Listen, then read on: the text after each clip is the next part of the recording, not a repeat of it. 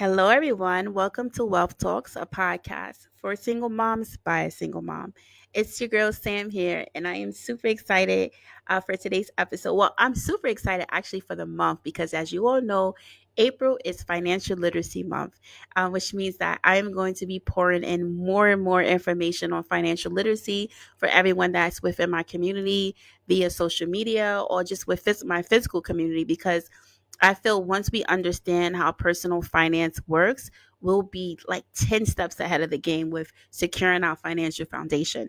So, to kick off Financial Literacy Month, I just finished reading a book called The Financial Freedom Equation, which I must say was a really good book. And I know most people are like, why are you reading a book about financial foundation when you just wrote one? And I'm gonna tell you why. It doesn't matter how many books you read on finances, on personal finance, on money, you're always going to learn something new. That's just life. I mean, it doesn't matter what topic it is. The more you read, the more you learn. And even if you feel like, okay, I've heard this information before, let me tell you something. Hearing the same information over and over again, you're going to learn something new if you're really focused and paying attention. It's kind of like when you watch a movie. You watch a movie for the 15th time and then you see a scene and you're like, oh, I didn't remember that happening before the first time I saw this. That's how it is. So this is why it's important for us to continue to read. This is why I continue to read so that I can learn more as I go. So in this book, there is a concept that the author introduced to me that I've heard it before, but I never heard it phrased like this. He spoke about the psychological trap of lifestyle inflation, and since this is Financial Literacy Month, I felt like this would be a perfect episode, way to kick off my podcast talking about the lifestyle inflation because quite honestly, we are all victims of this lifestyle inflation, whether we want to believe it or not.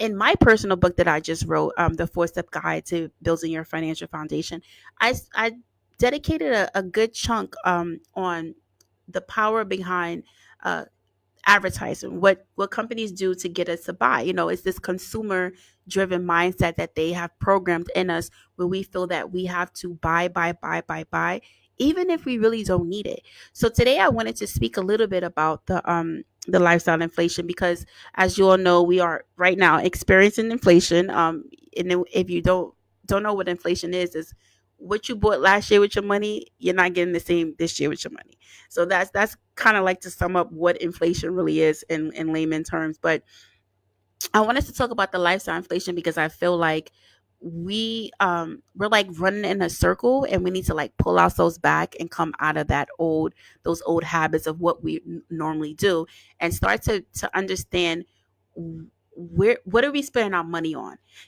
Most people say, oh well, Black people have a 1.6 trillion spending power, so they have money. Yeah, we have that great spending power, but we're not spending our money on the correct things.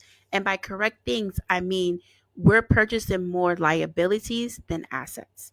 And as we all know, the key to building wealth is through acquiring more assets. So today, the lifestyle inflation that we're falling victim to, I'm here to say we have to let it go.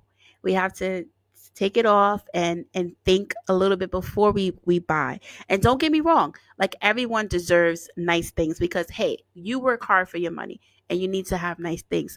But let's limit the nice things we have if they're not a necessity and put that towards more income based revenue where we can make money from what we purchase so that we can continue to have money and we continue that later down the line we get to buy new things, nice things. So how does lifestyle inflation impact the everyday person? So for the everyday person that's just going to work and find that they're spending their money on just regular things to live on, how does lifestyle inflation impact you? So there are a couple of ways that it does, and I'm going to go through probably like two. I would want to say our clothing.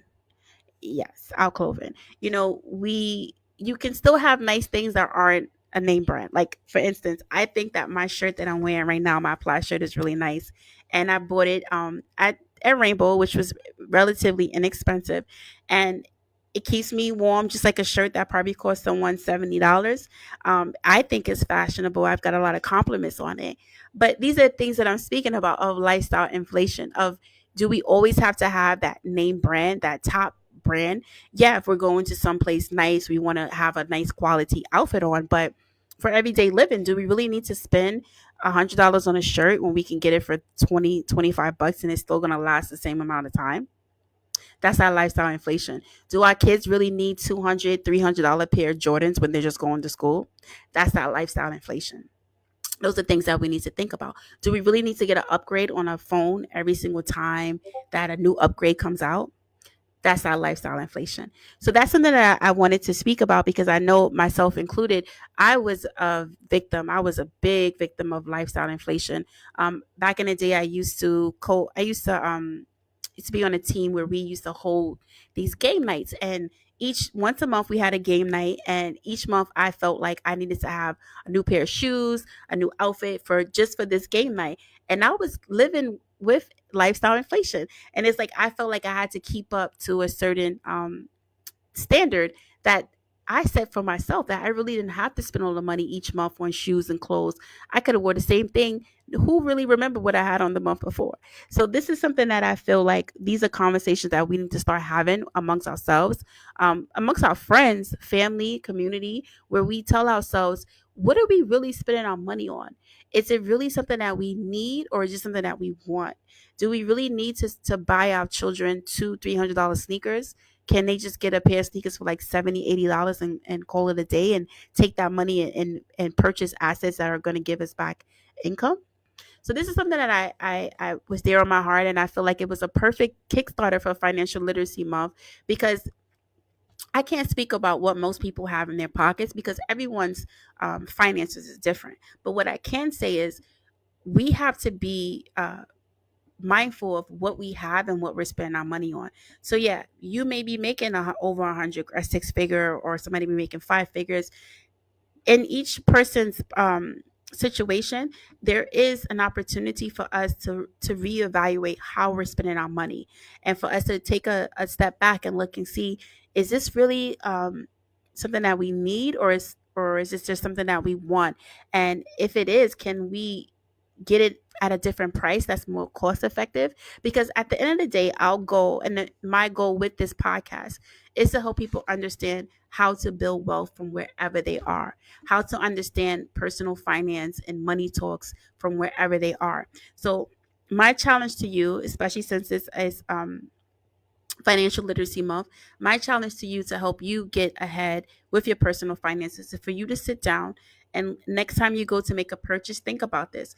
Am I being a victim of lifestyle inflation? Like, can I get this somewhere else and take the money that I was originally going to spend and put it towards, an emergency fund, an investment that I was interested in, adding more money to my 401k? Or is it something that I really, really have to have at this price? And that should be something that you do for every single purchase you make, and until it starts becoming more natural.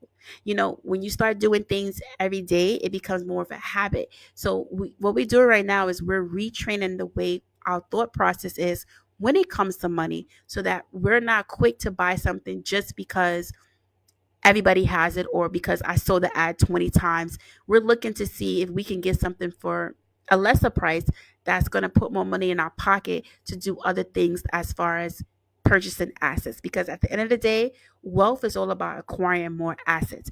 And while we hold this massive spending power, 1.6 trillion, we need to understand, we need to stop and evaluate what we're actually spending our money on, because that's the key right there. So it's been great. Thank you for tuning in, joining in. This week I have next week coming up, I'm super excited because I'm going to be teaching a retirement planning class with a church. So it's going to be a virtual stream. So if you want to catch it, you can go to my YouTube channel, catch it there. I'm going to be talking all about retirement planning because that is one of the biggest wealth killers within our Black and Latino community, is our lack of retirement planning. You see, most people are like, how do I plan for something that I've never experienced or I don't know what it's going to look like?